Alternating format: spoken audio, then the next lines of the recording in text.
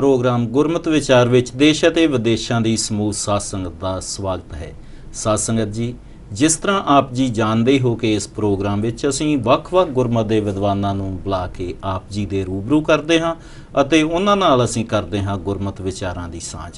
ਸਾਡੇ ਅੱਜ ਦੇ ਇਸ ਪ੍ਰੋਗਰਾਮ ਵਿੱਚ ਪਹੁੰਚੇ ਹੋਏ ਹਨ ਇੱਕ ਬਹੁਤ ਹੀ ਪੜ੍ਹੇ ਲਿਖੇ ਗੁਰਮਤ ਦੇ ਗਿਆਤਾ ਵਿਦਵਾਨ ਪ੍ਰਚਾਰਕ ਸਰਦਾਰ ਜਗਜੀਤ ਸਿੰਘ ਜੀ ਨਲਵੀ, ਜੋ ਕਿ ਧਰਮ ਅਧਿਐਨ ਦੇ ਵਿੱਚ MA ਹਨ ਅਤੇ ਇਹਨਾਂ ਨੇ ਦੇਸ਼ ਅਤੇ ਵਿਦੇਸ਼ਾਂ ਵਿੱਚ ਬਹੁਤ ਦੂਰ ਦੂਰ ਤੱਕ ਜਾ ਕੇ ਗੁਰਮਤ ਪ੍ਰਚਾਰ ਕੀਤਾ ਹੈ ਅਤੇ ਕਰ ਰਹੇ ਹਨ, ਔਰ ਜਿਨ੍ਹਾਂ ਦੇ ਕੋਲ ਬਹੁਤ ਹੀ ਵੱਡਾ ਖਜ਼ਾਨਾ ਹੈ।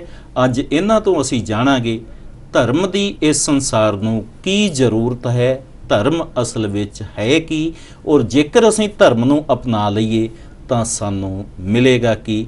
ਵੀਰ ਜਗਜੀਤ ਸਿੰਘ ਜੀ ਨਲਵੀ ਵਾਲੇ, ਆਪ ਜੀ ਦਾ ਪ੍ਰੋਗਰਾਮ ਗੁਰਮਤ ਵਿਚਾਰ ਵਿੱਚ ਸਵਾਗਤ ਹੈ ਜੀ। ਵਾਹਿਗੁਰੂ ਜੀ ਕਾ ਖਾਲਸਾ, ਵਾਹਿਗੁਰੂ ਜੀ ਕੀ ਫਤਿਹ। ਗਰਮੀ ਵਿੱਚ ਕਿਸੇ ਦੇ ਪੈਰੀਂ ਜੁੱਤੀ ਨਾ ਹੋਵੇ, ਉਹਨੂੰ ਪੁੱਛੋ ਜੁੱਤੀ ਦਾ ਮਹੱਤਵ ਕੀ ਹੈ, ਫਟਾਫਟ ਦੱਸੇਗਾ। ਕਿਸੇ ਬੰਦੇ ਦੇ ਕੋਲ ਕੱਪੜੇ ਨਾ ਹੋਣ, ਉਹਦੇ ਮਹੱਤਵ ਦਾ ਵੀ ਉਹਨੂੰ ਪਤਾ ਚੱਲ ਜਾਂਦਾ ਹੈ ਕੀ ਹੈ, ਪਰ ਧਰਮ ਦਾ ਮਹੱਤਵ ਕੀ ਹੈ ਇਸ ਦਾ ਪਤਾ ਤਾਂ ਕਿਸੇ ਵਿਰਲੇ ਵਾਂਝੇ ਗੁਰਮੁਖ ਨੂੰ ਹੀ ਚੱਲਦਾ ਹੈ। ਧਰਮ ਅਸਲ ਵਿੱਚ ਹੈ ਕੀ, ਇਸ ਦਾ ਮਹੱਤਵ ਕੀ ਹੈ, ਸੰਸਾਰ ਦੇ ਲੋਕਾਂ ਨੂੰ ਮਤਲਬ ਇਸ ਦੀ ਜ਼ਰੂਰਤ ਕਿਉਂ ਹੈ, ਇਹ ਜ਼ਰੂਰਤ ਤੁਸੀਂ ਸਾਡੇ ਦਰਸ਼ਕਾਂ ਨੂੰ ਦੱਸਣ ਦੀ ਕੋਸ਼ਿਸ਼ ਕਰੋ ਜੀ। ਜਦੋਂ ਧੰਨ ਸਤਿਗੁਰੂ ਸਾਹਿਬ ਸ੍ਰੀ ਗੁਰੂ ਗ੍ਰੰਥ ਸਾਹਿਬ ਪਾਤਸ਼ਾਹ ਜੀ ਮਹਾਰਾਜ ਦੀ ਪਾਵਨ ਬਾਣੀ ਦਾ ਵੀਰ ਜੀ ਅਸੀਂ ਅਧਿਐਨ ਕਰਦੇ ਹਾਂ ਜੀ, ਤਾਂ ਸੰਸਾਰ ਦੀ ਮਹੱਤਵਾਕਾਂਖਸ਼ਾ ਨੂੰ ਜਾਂ ਹਿਊਮਨ ਵੈਲਿਊ ਨੂੰ ਜੀ ਜਾਂ ਹਿਊਮਨ ਨੇਚਰ ਨੂੰ ਮੇਰੇ ਸਤਿਗੁਰੂ ਗੁਰੂ ਗ੍ਰੰਥ ਸਾਹਿਬ ਪਾਤਸ਼ਾਹ ਜੀ ਮਹਾਰਾਜ ਉਸ ਸਤਹਿ ਤੱਕ ਜਾ ਕੇ ਸਮਝ ਕੇ ਸੰਸਾਰ ਪੱਧਰ ਦੇ ਸਨਮੁਖ ਉਜਾਗਰ ਕਰਦੇ ਨੇ। ਫਾਰ ਐਗਜ਼ਾਮਪਲ, ਤੁਸੀਂ ਸਵਾਲ ਕੀਤਾ ਵੀ ਧਰਮ ਦੀ ਲੋੜ ਕੀ ਹੈ ਜੀ। ਵਰਲਡ ਦੇ ਕਿਸੇ ਵੀ ਕੰਟਰੀ 'ਚ ਤੁਸੀਂ ਚਲੇ ਜਾਓ ਜੀ, ਉਹਨਾਂ ਨੇ ਇੱਕ ਕਨਸਟੀਟਿਊਸ਼ਨ ਸੰਵਿਧਾਨ ਬਣਾਇਆ ਹੈ। ਇੱਕ ਇੰਗਲੈਂਡ ਮੇਰੇ ਖਿਆਲ ਸੰਸਾਰ ਪੱਧਰ ਦੇ ਉੱਤੇ ਐਸਾ ਕੰਟਰੀ ਹੈ ਜਿਨ੍ਹਾਂ ਦਾ ਕੋਈ ਲਿਖਤੀ ਸੰਵਿਧਾਨ ਨਹੀਂ ਹੈਗਾ। ਅਦਰਵਾਈਜ਼ ਬਾਕੀ ਸਾਰੇ ਵਰਲਡ ਦੇ ਵਿੱਚ ਇੱਕ ਕਨਸਟੀਟਿਊਸ਼ਨ ਹੈ ਜੋ ਉਸ ਮੁਲਕ ਨੂੰ, ਉਸ ਕੰਟਰੀ ਨੂੰ ਚਲਾ ਰਿਹਾ ਹੈ ਜੀ। ਇਹਦੇ ਤੋਂ ਅਗਲੀ ਵੀ ਬੇਨਤੀ ਸਮਝ ਲਈਏ, ਉਸ ਕਨਸਟੀਟਿਊਸ਼ਨ ਦੇ ਰਾਹੀਂ ਉਹਨਾਂ ਦੀ ਦੇਸ਼ ਦੀ ਨੀਤੀ, ਵਿਦੇਸ਼ ਦੀ ਨੀਤੀ, ਵੀ ਫਲਾਣੇ ਮੁਲਕ ਨਾਲ ਸਾਡਾ ਇਸ ਵੇਲੇ ਇਸੇ ਤਰ੍ਹਾਂ ਦਾ ਸੰਬੰਧ ਹੋਵੇਗਾ, ਇਸ ਤਰ੍ਹਾਂ ਦਾ ਸੰਬੰਧ ਹੋਵੇਗਾ, ਜੇ ਉਹਨਾਂ ਦਾ ਵਿਵਹਾਰ ਇਸ ਤਰ੍ਹਾਂ ਦਾ ਰਿਹਾ ਸਾਡਾ ਵਿਵਹਾਰ ਇਸ ਤਰ੍ਹਾਂ ਦਾ ਹੋਵੇਗਾ। ਇਹਦੇ 'ਚ ਦੋ ਗੱਲਾਂ ਹੋਰ ਬੜੀਆਂ ਮੋਸਟ ਇੰਪੋਰਟੈਂਟ ਨੇ ਸੰਵਿਧਾਨ ਦੇ ਪ੍ਰਥਾਏ, ਵੀ ਕਿਸੇ ਕੰਟਰੀ ਦਾ ਸੰਵਿਧਾਨ ਕਠੋਰ ਹੈ, ਕਿਸੇ ਦਾ ਲਚੀਲਾ ਹੈ, ਕਿਸੇ ਦੇ ਵਿੱਚ ਇਹ ਦੋਵੇਂ ਹੀ ਗੱਲਾਂ ਨੇ। ਮੈਂ ਉਧਰ ਨਹੀਂ ਜਾਣਾ, ਪਰ ਜਿਹੜਾ ਸਾਡਾ ਮੋਸਟ ਇੰਪੋਰਟੈਂਟ ਸਵਾਲ ਹੈ, ਹੁਣ ਸੰਵਿਧਾਨ ਦੀ ਕਿਸੇ ਵੀ ਧਾਰਾ ਅੰਦਰ ਜੋ ਕੁਝ ਮੈਂਸ਼ਨ ਕੀਤਾ ਗਿਆ ਜੀ, ਅਗਰ ਕੋਈ ਬੰਦਾ ਉਹਨੂੰ ਬ੍ਰੇਕ ਕਰਨ ਦੀ ਕੋਸ਼ਿਸ਼ ਕਰਦਾ, ਤੋੜਨ ਦੀ ਕੋਸ਼ਿਸ਼ ਕਰਦਾ, ਫਾਰ ਐਗਜ਼ਾਮਪਲ ਵੀ ਆਪਾਂ ਰੋਡ ਤੇ ਜਾ ਰਹੇ ਹਾਂ, ਹੁਣ ਹਰੇਕ ਮਨੁੱਖ ਨੂੰ ਪਤਾ ਵੀ ਜੇ ਲਾਲ ਬੱਤੀ ਨੂੰ ਕ੍ਰਾਸ ਕਰਾਂਗੇ ਤੇ ਉਹ ਸੰਵਿਧਾਨ ਹੈ ਜਿਹੜਾ ਉਹ ਸਾਨੂੰ ਇਹਦੀ ਇਜਾਜ਼ਤ ਨਹੀਂ ਦਿੰਦਾ। ਇੱਥੇ ਬੜਾ ਗਹਿਰਾ ਨੁਕਤਾ ਵੇਖਣ ਵਾਲਾ ਹੈ ਜੀ। ਅਸੀਂ ਗੁਨਾਹ ਕੀਤਾ, ਗਲਤੀ ਕੀਤੀ, ਕੋਰਟ ਵਿੱਚ ਪੇਸ਼ ਹੋਏ, ਜੇ ਤਾਂ ਸਬੂਤ ਸਾਹਮਣੇ ਆ ਗਿਆ ਜੀ ਤੇ ਬੰਦਾ ਸਜ਼ਾ ਦਾ ਭਾਗੀ ਬਣੇਗਾ। ਪਰ ਮੇਰੇ ਸਤਿਗੁਰੂ ਗੁਰੂ ਗ੍ਰੰਥ ਸਾਹਿਬ ਪਾਤਸ਼ਾਹ ਜੀ ਮਹਾਰਾਜ ਅੰਦਰ ਦੀ ਚੇਤਨਤਾ ਨੂੰ ਧਰਮ ਦੇ ਰਾਹੀਂ ਜਾਗਰੂਕ ਕਰਦਿਆਂ ਹੋਇਆਂ ਜੀ, ਜਦੋਂ ਐਸੇ ਖਿਆਲ ਦਿੰਦੇ ਨੇ, ਪਰ ਕਾ ਬੁਰਾ ਨਾ ਰੱਖੋ ਚੀਤ ਜੀ, ਵੀ ਤੇਰੇ ਚਿੰਤਨ ਵਿੱਚ ਵੀ ਉਹ ਬੱਤੀ ਨੂੰ ਕ੍ਰਾਸ ਕਰਨਾ ਤੇ ਦੂਰ ਦੀ ਗੱਲ, ਕਿਸੇ ਦੀ ਕੰਧ ਟੱਪਣਾ ਤੇ ਦੂਰ ਦੀ ਗੱਲ, ਕਿਸੇ ਦੀ ਪਾਕਟ ਨੂੰ ਹੱਥ ਪਾਣਾ ਤੇ ਦੂਰ ਦੀ ਗੱਲ। ਸਵਾਲ ਇਹ ਹੈ ਨਾ ਵੀ ਧਰਮ ਦੀ ਲੋੜ ਕੀ ਹੈ ਜੀ। ਜੇ ਸੰਸਾਰ ਵਿੱਚੋਂ ਧਰਮ ਨੂੰ ਮਨਫੀ ਕਰਦੇ ਹੋ, ਗੁਸਤਾਖੀ ਮਾਫ, ਇਨਸਾਨੀਅਤ ਖਤਮ ਹੋ ਜਾਏਗੀ ਜੀ। ਇਨਸਾਨ ਤੇ ਰਹਿਣਗੇ, ਇਨਸਾਨੀਅਤ ਵਿੱਚੋਂ ਅਲੋਪ ਹੋ ਜਾਏਗੀ ਜੀ। ਇਨਸਾਨੀਅਤ ਨੂੰ ਜਿੰਦਾ ਰੱਖਣ ਵਾਸਤੇ ਸੰਸਾਰ ਪੱਧਰ ਦੇ ਉੱਤੇ ਤੇ ਜਿੱਥੇ ਜਿੱਥੇ ਇਨਸਾਨੀਅਤ ਅਲੋਪ ਹੋਈ ਏ ਉਹਨਾਂ ਦਾ ਉਚੇਚਾ ਨਾ ਲੈ ਕੇ ਮੇਰੇ ਸਤਿਗੁਰੂ ਗੁਰੂ ਨਾਨਕ ਸਾਹਿਬ ਪਾਤਸ਼ਾਹ ਜੀ ਨੇ ਬਚਨ ਕਿਰਪਾ ਕੀਤੇ ਨੇ, ਕਾਦੀ ਕੂੜ ਬੋਲ ਮਲ ਖਾਏ ਜੀ, ਬ੍ਰਾਹਮਣ ਨਾਵੇਂ ਜੀਆਂ ਕਾਏ, जोगी जुगत ना जाने अंध तीने उजाड़े का बंद। जी मेरे ख्याल ਦੇ ਵਿੱਚ ਤੇ ਜਿਹੜੇ ਕੰਟਰੀ ਰੱਬ ਦੀ ਹੋਣ ਤੋਂ ਮੁਨਕਰ ਹੋਏ, ਖਾਸ ਤੌਰ ਤੇ ਰਸ਼ੀਆ ਦੇ ਕੰਟਰੀ, ਜਿਸ ਵਕਤ ਹਾਲਾਤ ਵੱਧ ਨਾਲੋਂ ਬੱਤਰ ਹੋਏ ਜੀ, ਤੇ ਮੈਂ ਉਹਨਾਂ ਦੇ 에ਅਰਪੋਰਟ ਉੱਤੇ ਵੀ ਲਿਖਿਆ ਹੋਇਆ ਪੜ੍ਹਿਆ ਵੀ ਸਾਡੇ ਮੁਲਕ ਦੀ ਹਾਲਤ ਪਤਲੀ ਹੋ ਗਈ ਹੈ।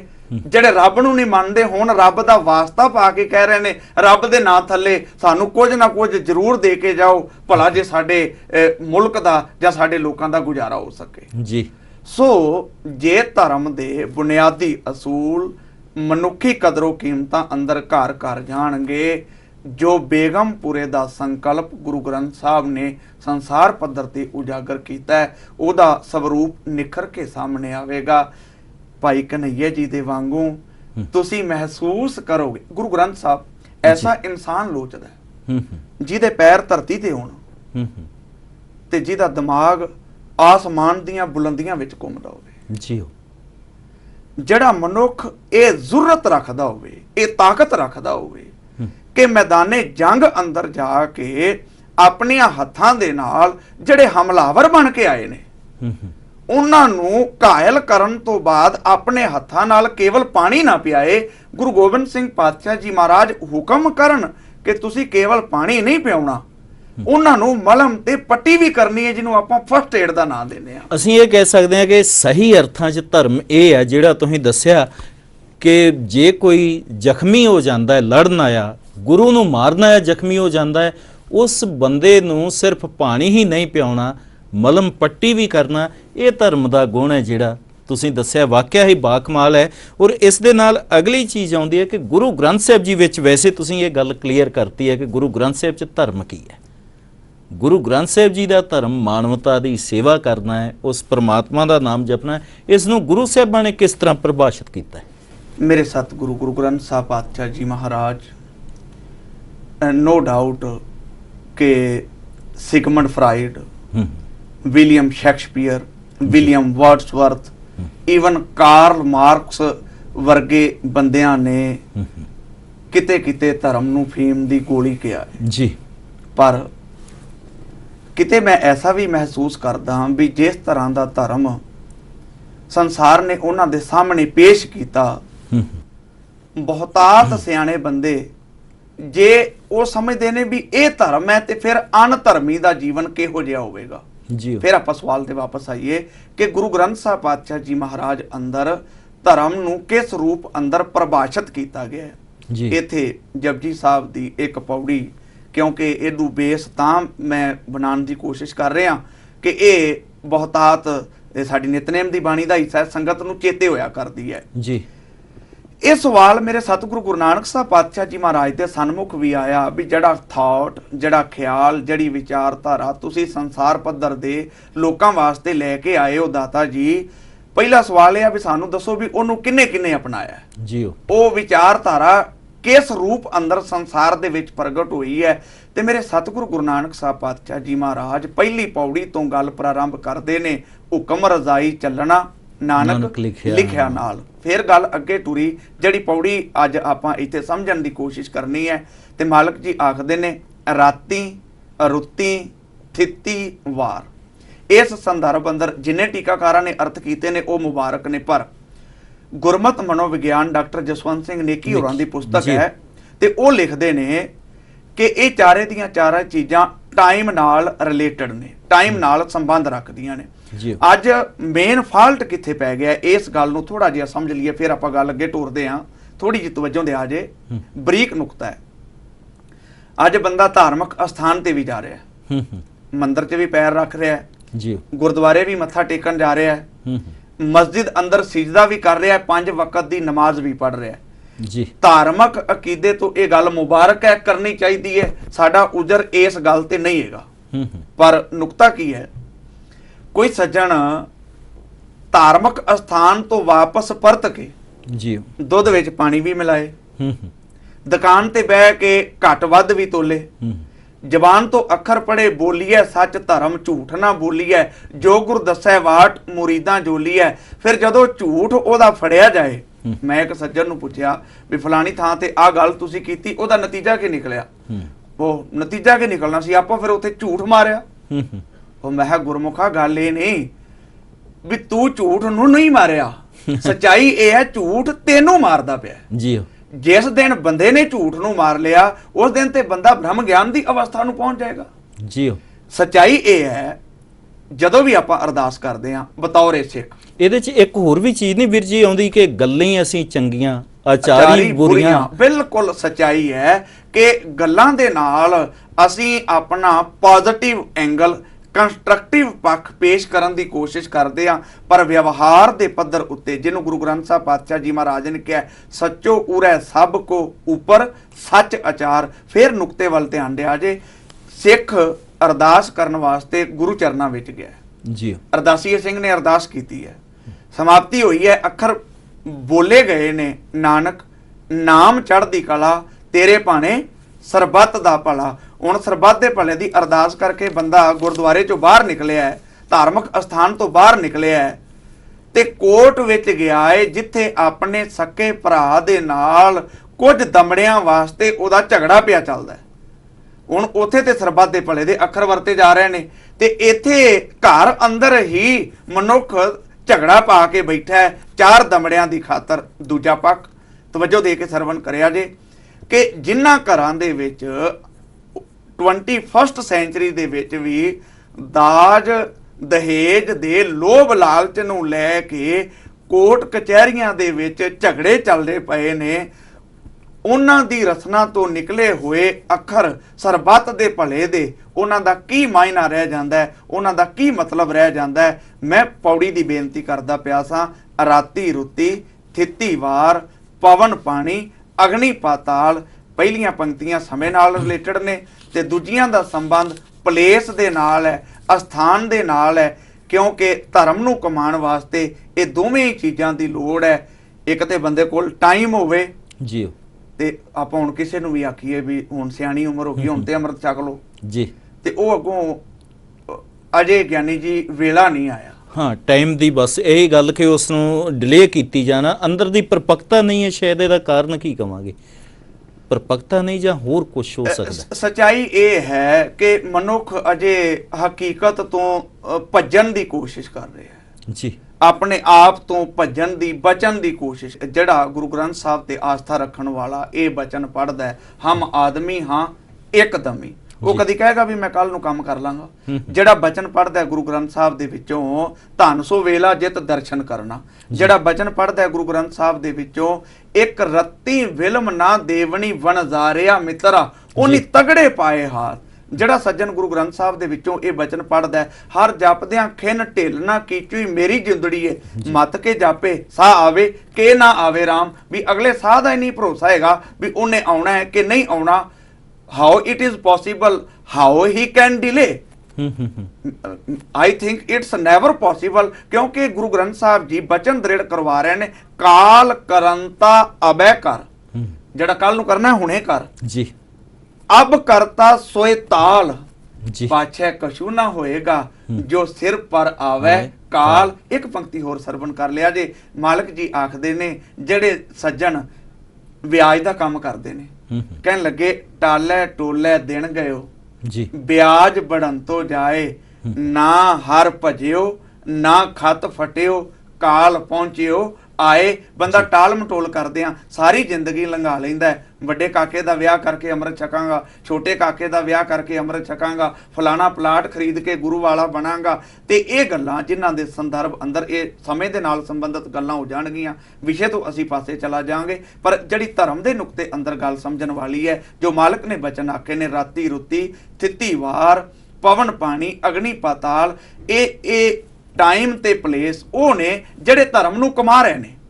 ਦੁਬਾਰਾ ਫਿਰ ਮੇਰੇ ਨੁਕਤੇ ਵੱਲ ਧਿਆਨ ਦਿਆ ਜੇ। ਗੁਰੂ ਨਾਨਕ ਸਾਹਿਬ ਨੂੰ ਸਵਾਲ ਆਇਆ ਵੀ ਸਾਨੂੰ ਦੱਸੋ ਧਰਮ ਨੂੰ ਕੌਣ ਕੌਣ ਕਮਾ ਰਿਹਾ ਹੈ, ਤੇ ਟਾਈਮ ਆਪਣੇ ਸਿਸਟਮ ਦੇ ਵਿੱਚ ਹੈ, ਰਾਤ ਆਪਣੇ ਸਿਸਟਮ ਦੇ ਵਿੱਚ ਹੈ, ਰੁੱਤ ਆਪਣੇ ਸਿਸਟਮ ਦੇ ਵਿੱਚ ਤਬਦੀਲ ਹੋ ਰਹੀ ਹੈ। ਤੇ ਗਿਆਨੀ ਜੀ ਤੁਸੀਂ ਤੇ ਸਿਆਣੇ ਹੋ, ਸੂਝਵਾਨ ਹੋ, ਤੁਹਾਡਾ ਤਜਰਬਾ ਵੀ ਬਹੁਤ ਹੈ।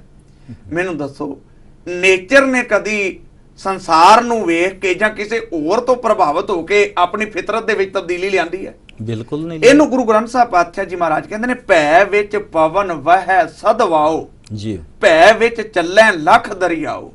दो फर्क जिन्नी देर तक बंदा नहीं समझेगा कदे मंजिले मकसूद ते नहीं पहुंच पाएगा। संसार दा विधि विधान अपने सिस्टम दा है जी, जिद हुक्म रजाई चलना जिहदे वास्ते गुरु नानक साहब जी इनकरेज कर रहे ने वो स्ट्रक्चर बिल्कुल वखरा है। ते सच्चाई ये है जड़ा कुदरत दी स्ट्रक्चर दे विच ढांचे दे विच अपने आप नूं ढालेगा ओदे परथाए गुरु ग्रंथ साहब ने ऐसे बचन भी आखे।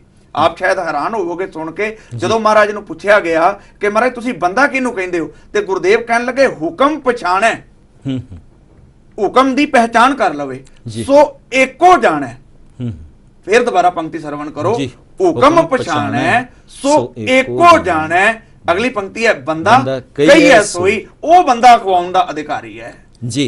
इस तो अगे वीर जी मैं तुहाडे तों ये जानना चाहांगा, गुरु नानक पातशाह जी दा धर्म सिर्फ सिखां वास्ते नहीं सी, समुची मानवता वास्ते सी। Absolutely right. ਉਹਦੇ ਵਿੱਚ ਦੇਸ਼ਾਂ ਦੀਆਂ ਜੋ ਧੜੇਬੰਦੀਆਂ ਹੈ ਜਾਂ ਇਸ ਤੋਂ ਇਲਾਵਾ ਅਸੀਂ ਕਹਿ ਦਈਏ ਪ੍ਰਾਂਤਾਂ ਦੀਆਂ ਜਿਹੜੀਆਂ ਹੱਦਬੰਦੀਆਂ ਨੇ ਉਹ ਸਾਰੀਆਂ ਖਤਮ ਹੋ ਜਾਂਦੀਆਂ, ਕਿਉਂਕਿ ਗੁਰੂ ਨਾਨਕ ਪਾਤਸ਼ਾਹ ਦਾ ਧਰਮ ਕੁਦਰਤ ਦਾ ਧਰਮ ਹੈ, ਰੱਬ ਦਾ ਧਰਮ ਹੈ।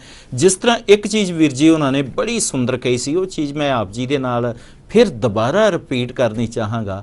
ਜਿਵੇਂ ਕੁਦਰਤ ਕਿਸੇ ਇਨਸਾਨ ਵੱਲ ਕਿਸੇ ਹੋਰ ਵੱਲ ਵੇਖ ਕੇ ਆਪਣਾ ਸੁਭਾਅ ਨਹੀਂ ਬਦਲਦੀ, ਪਰ ਇਨਸਾਨ ਇਨਸਾਨਾਂ ਵੱਲ ਵੇਖ ਕੇ ਆਪਣਾ ਸੁਭਾਅ ਬਦਲ ਲੈਂਦੇ ਆ।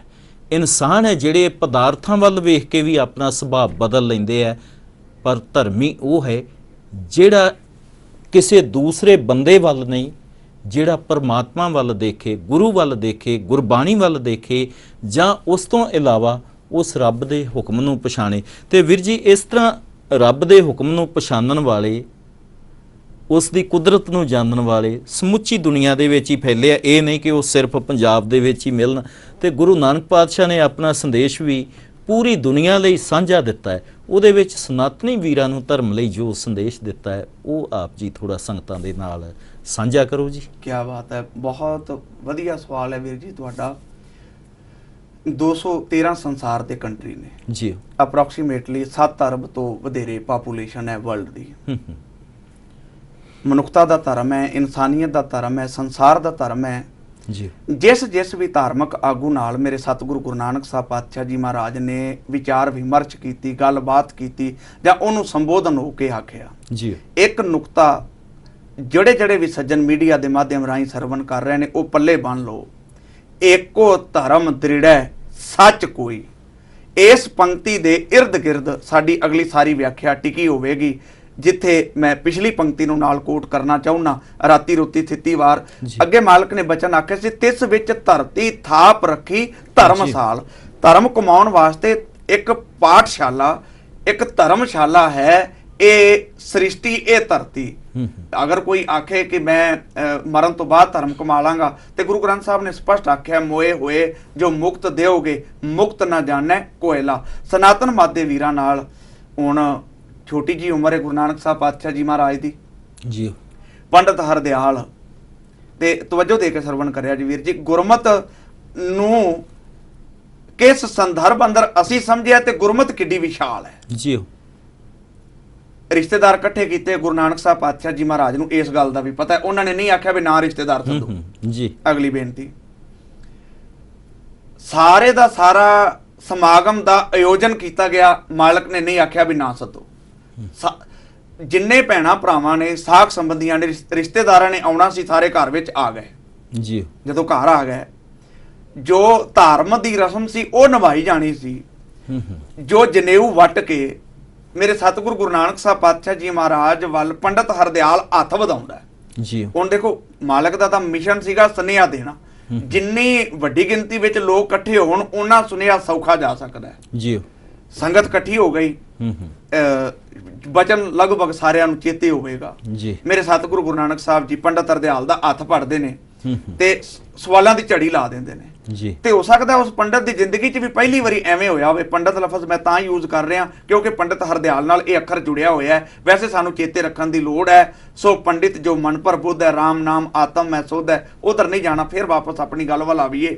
ਸਵਾਲਾਂ ਦੀ ਜਦੋਂ ਝੜੀ ਲਾਈ ਉਹਦੀ ਜ਼ਿੰਦਗੀ 'ਚ ਪਹਿਲੀ ਵਾਰੀ ਅਜਿਹਾ ਹੋਇਆ ਕਿ ਕਿਸੇ ਧਾਰਮਿਕ ਆਗੂ ਨੇ ਕਿਸੇ ਧਾਰਮਿਕ ਆਗੂ ਦੇ ਸਨਮੁਖ ਕਿਸੇ ਸੱਜਣ ਨੇ ਆਪਣੇ ਖਿਆਲ ਉਜਾਗਰ ਕੀਤੇ ਹੋਣ, ਆਪਣਾ ਥਾਟ ਰੱਖਿਆ ਹੋਵੇ, ਤੇ ਮੇਰੇ ਸਤਿਗੁਰੂ ਗੁਰੂ ਨਾਨਕ ਸਾਹਿਬ ਪਾਤਸ਼ਾਹ ਜੀ ਮਹਾਰਾਜ ਜਦੋਂ ਇਹ ਕੀਮਤੀ ਬਚਨ ਕਰਦੇ ਨੇ, ਪੰਡਤ ਜੀ ਜੇ ਮੈਨੂੰ ਧਰਮ ਅੰਦਰ ਦਾਖਲ ਕਰਵਾਉਣਾ ਜੇ, ਮੇਰੀ ਭੈਣ ਨੂੰ ਦਾਖਲ ਕਰਵਾਇਆ ਜਾਏ, ਇਹਨੂੰ ਦਾਖਲ ਕਰਵਾਇਆ ਜਾਏ, ਇਹਨੂੰ ਦਾਖਲ ਕਰਵਾਇਆ ਜਾਏ, ਤੇ ਜੇ ਇਹਨੂੰ ਅਪਣਾ ਕੇ ਮੇਰੀ ਜ਼ਿੰਦਗੀ ਅੰਦਰ ਦਇਆ ਕਪਾ, ਸੰਤੋਖ ਸੂਤ, ਜਤ ਗੰਢੀ, ਸੱਤ ਵਟ, ਜੇ ਦਇਆ ਆ ਜਾਏਗੀ, ਜੇ ਸੰਤੋਖ ਕੰਟੈਂਟਮੈਂਟ ਆ ਜਾਏਗਾ ਜੀ, ਤਾਂ ਮੈਂ ਤੇਰੇ ਇਸ ਸਿਸਟਮ ਨੂੰ ਅਪਣਾਉਣ ਵਾਸਤੇ ਤਿਆਰ ਹੈਗਾ।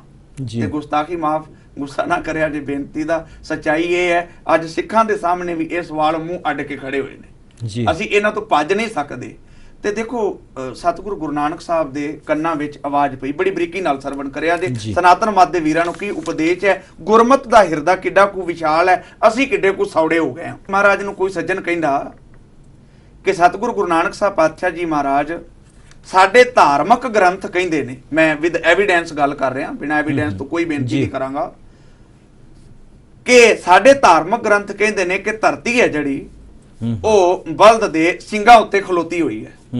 ਗੁਰਦੇਵ ਕਹਿਣ ਲੱਗੇ ਵੀ ਚੰਗੀ ਗੱਲ ਹੈ, ਮੈਨੂੰ ਕੋਈ ਇਤਰਾਜ਼ ਨਹੀਂ। ਫਿਰ ਦੂਜਾ ਸਵਾਲ ਕੀਤਾ ਗਿਆ ਕਿ ਜਦੋਂ ਬਲਦ ਸਿੰਘ ਹਿਲਾਉਂਦਾ ਹੈ ਤੇ ਸੁਨਾਮੀ ਲਹਿਰਾਂ ਤੇ ਭੂਕੰਪ ਆਉਂਦਾ ਹੈ, ਗੁਰਦੇਵ ਕਹਿਣ ਲੱਗੇ ਮੈਨੂੰ ਇਹਦੇ 'ਚ ਵੀ ਕੋਈ ਪ੍ਰੋਬਲਮ ਨਹੀਂ ਹੈਗੀ। ਉਹ ਸੱਜਣ ਇੰਨੀ ਗੱਲ ਕਹਿ ਕੇ ਵਾਪਸ ਜਾਣ ਲੱਗਾ ਤੇ ਗੁਰੂ ਨਾਨਕ ਸਾਹਿਬ ਕਹਿੰਦੇ ਮਿੱਤਰਾ ਮੇਰੀ ਇੱਕ ਗੱਲ ਸੁਣ, ਮੈਨੂੰ ਇਹ ਦੱਸ, ਜਿਹੜੀ ਧਰਤੀ ਬਲਦ ਦੇ ਸਿੰਘ ਉੱਤੇ ਖਲੋਤੀ ਹੋਈ ਹੈ, ਜਦੋਂ ਬਲਦ ਸਿਰ ਹਿਲਾਉਂਦਾ, ਮੈਂ ਤੇਰੀ ਇਹ ਗੱਲ ਮੰਨ ਲਈ ਹੈ, ਪਰ ਹੁਣ ਮੈਨੂੰ ਇਹ ਦੱਸ ਉਹ ਬਲਦ ਕਿੰਦੇ ਤੇ ਖਲੋਤਾ ਹੋਇਆ? ਕਹਿਣ ਵਾਲੇ ਸੱਜਣ ਦੇ ਪੈਰਾਂ ਥੱਲੋਂ ਜ਼ਮੀਨ ਖਿਸਕ ਗਈ। ਅੱਜ ਤੱਕ ਇੰਨੀ ਗੱਲ ਸੰਸਾਰ 'ਚ ਕਿਸੇ ਨੇ ਨਹੀਂ ਸੀ ਆਖੀ ਜੀ।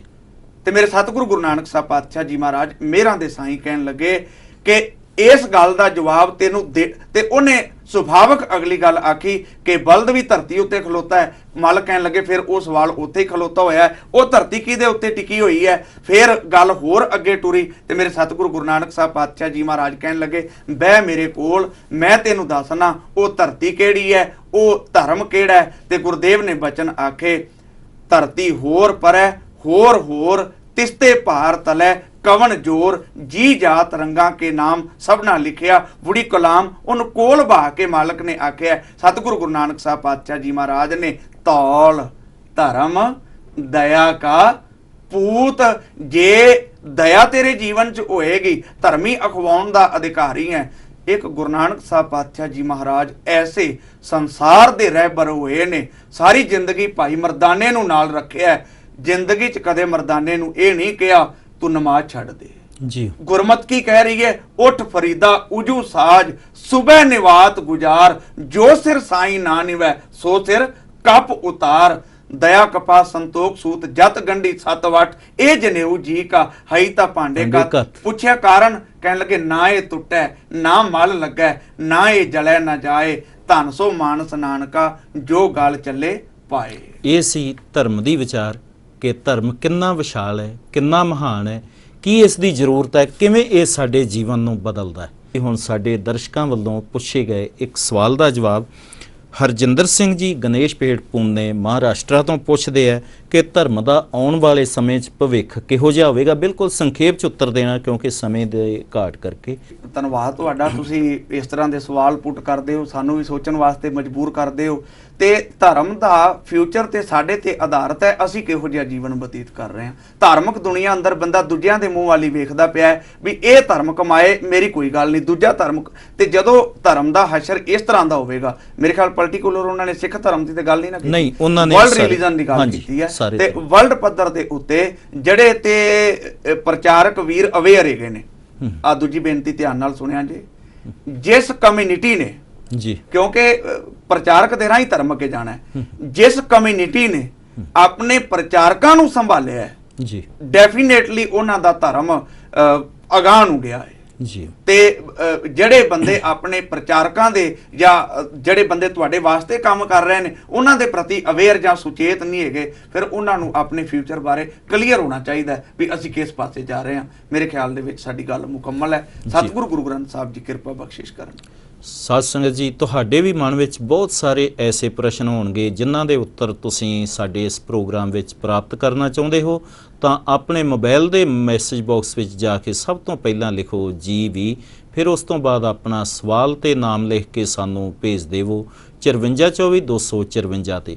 ਤੁਹਾਡੇ ਵੱਲੋਂ ਪੁੱਛੇ ਗਏ ਸਵਾਲਾਂ ਦੇ ਜਵਾਬ ਅਸੀਂ ਗੁਰਮਤ ਦੇ ਵਿਦਵਾਨਾਂ ਤੋਂ ਤੁਹਾਨੂੰ ਅਗਲੇ ਪ੍ਰੋਗਰਾਮਾਂ ਵਿੱਚ ਦਿਵਾਉਣ ਦਾ ਯਤਨ ਕਰਾਂਗੇ ਜੀ।